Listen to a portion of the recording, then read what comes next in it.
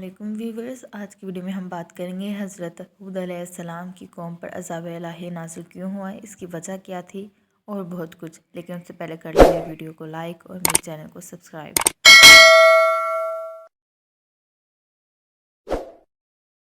हूद अलैहिस्सलाम की कौम का नाम कौम आद था, जिसका आगाज़ हज़रत नूह अलैहिस्सलाम के तूफ़ान में बच जाने वाले लोगों से हुआ।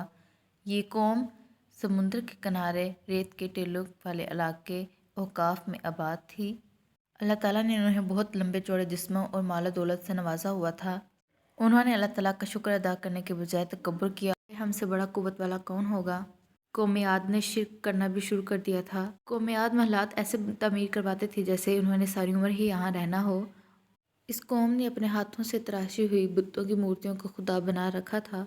अलैहिस्सलाम ने उन्हें शिर्क करने से मना फरमाया और कहा, ऐ मेरी कौम, तुम अल्लाह की इबादत करो, तुम्हारा इसके सिवा कोई माबूद नहीं, क्या तुम हलाकत से नहीं डरते।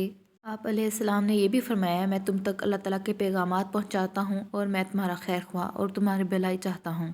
हज़रत हूद अलैहिस्सलाम के बहुत समझाने पर भी कौम आद बुराइयों से बाज ना आई। उन्होंने जब आप अलैहिस्सलाम की बात ना मानी तो अल्लाह ताला ने एक बादल की सूरत में उन पर एक अज़ाब नाजिल फरमाया।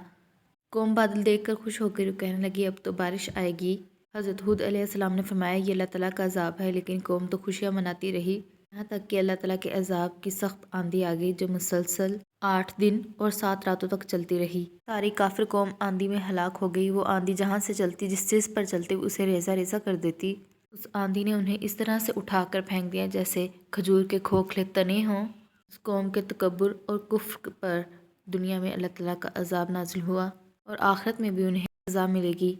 तो अल्लाह ताला की तमाम नेमतों का शुक्र अदा करना चाहिए और अल्लाह ताला के आजिज़ बंदे रहकर ज़िंदगी गुजारनी चाहिए। अल्लाह ताला हम सबको राह हदायत पर चलने की तौफीक अता फरमाए। आमीन।